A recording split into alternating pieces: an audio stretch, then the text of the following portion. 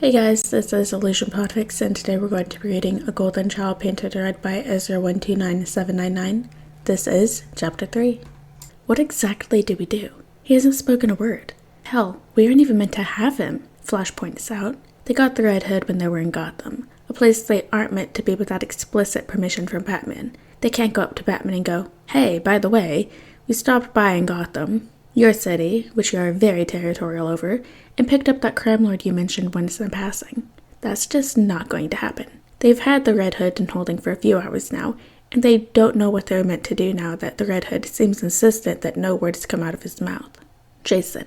Being the heart of the city is difficult. You have to go to all these boring meetings and buildings which are overdone dramatic and filled with well-off privileged men who have never suffered for one moment in their entire lives. Then you have to go to every manager of every homeless shelter, food bank, charity shop, tutoring center, and rehab center you've set up and make sure none of them have accidentally corrupted themselves or found themselves lacking something they need. After that, you have to go to stingy fundraising events to get all the rich people to donate to your cause. Overall, it's exhausting. What's even more exhausting than doing that? Also being a crime lord. Jason's organization skills have gone from maybe a 1 to a 10 in such a short time span. He thinks he's done quite well, considering everything.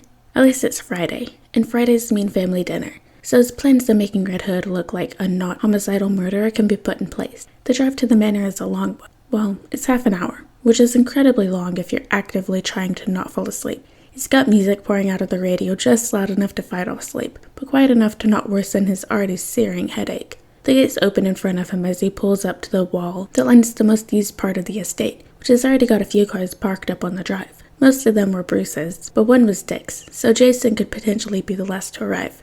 Turns out, he is. He expects for the door to open when he starts up the step, but no, the door does not open. It isn't like Alfred to not have the door be opened. He ends up having to look around for a spare key somewhere. He's not quite prepared for what's going on inside.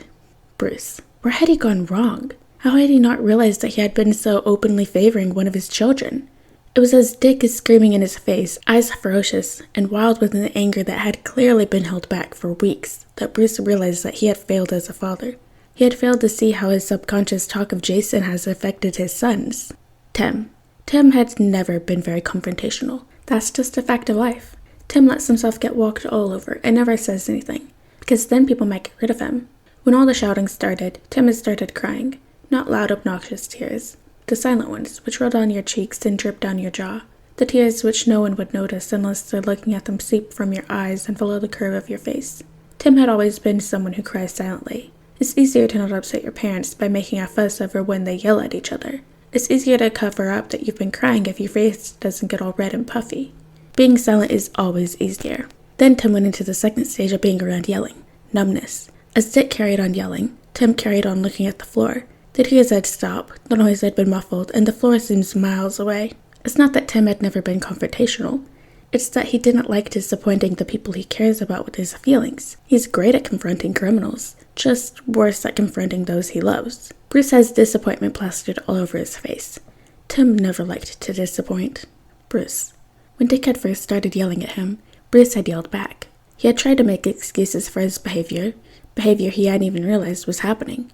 Then he let it sink in. He took a few deep breaths and started thinking logically. Started remembering times when he thought he had been talking about his sons, but had only been talking about Jason. He let himself actually feel for once. He let himself feel something that wasn't rage or anger.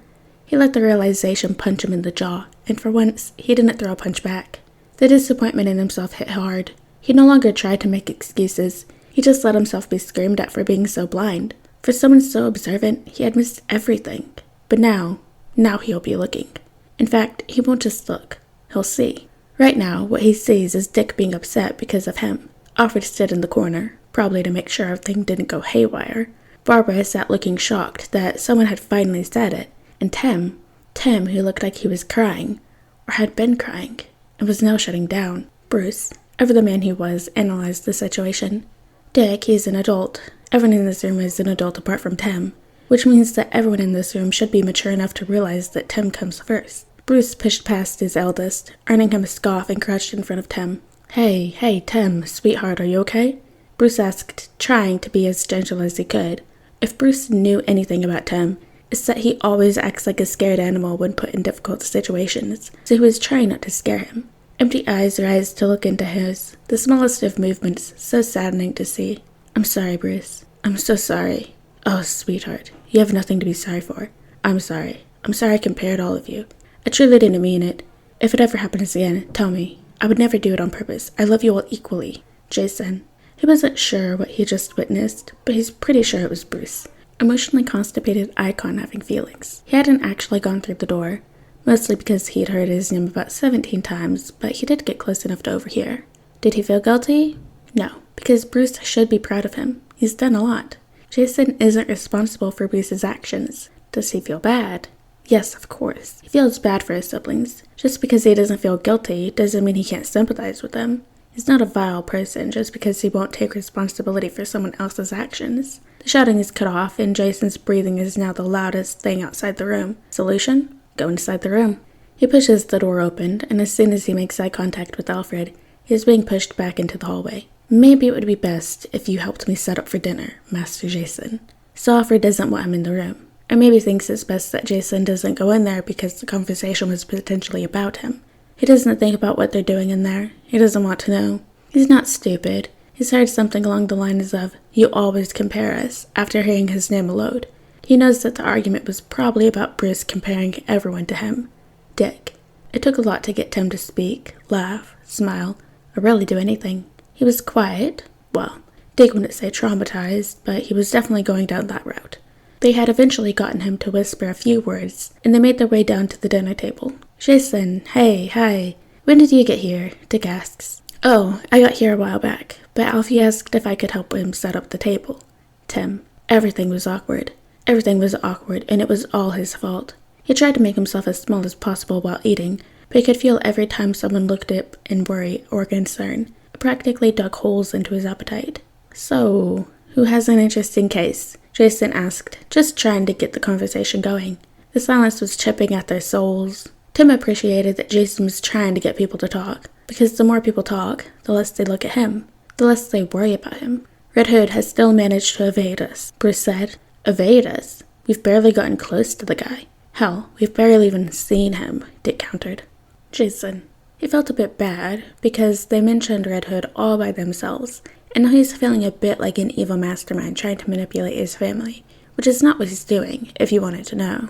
He did feel like the conversation had to get started, though. Jay was feeling a bit bad for Timmy, who had all eyes on him. It's nice to know that you've been really good at hiding your murderous identity from your family. He's not even really hiding it. If they asked him if he knew who Red Hood was, he'd say yes, and that it's him. I hate to admit it, but Crime Alley, where he's been operating, is actually very safe now. I think he's going to start moving to other parts of Gotham. I was staking out Crime Alley, and I didn't see any crime going on whatsoever. He's managed to get all the streetlights fixed, and he has some of his men on every street, presumably to make sure no one gets mugged or something. Oh, actually, I did the streetlights bit. I've been working on getting them all over Gotham, but Crime Alley was somewhat easier to get funding for. Jason added, and it's true. He did do the lights in his civilian form, mostly because it's easier to get city planning on his side rather than Red Hood's side. He figures he should own up to things he did as a civilian instead of letting Red Hood claim them, because if it gets looked into and they realize he didn't correct them, Jason's in big trouble. I feel like both of you are trying to do good and succeeding, just that Red Hood is going about it the wrong way. He's clearly doing well. I just wish we could get close enough to actually talk to him. Bruce is starting to get to the point where he's beginning to connect the dots, but he hasn't actually realized it yet. Jason feels like his duality is going to start crumbling quite soon, and that everything will go to shit. But for now, he's going to enjoy his dinner. Alright guys, and that is the end of Chapter 3 of A Golden Child Painted Red by Ezra 129799. I hope you guys liked it, and I'll see you next chapter.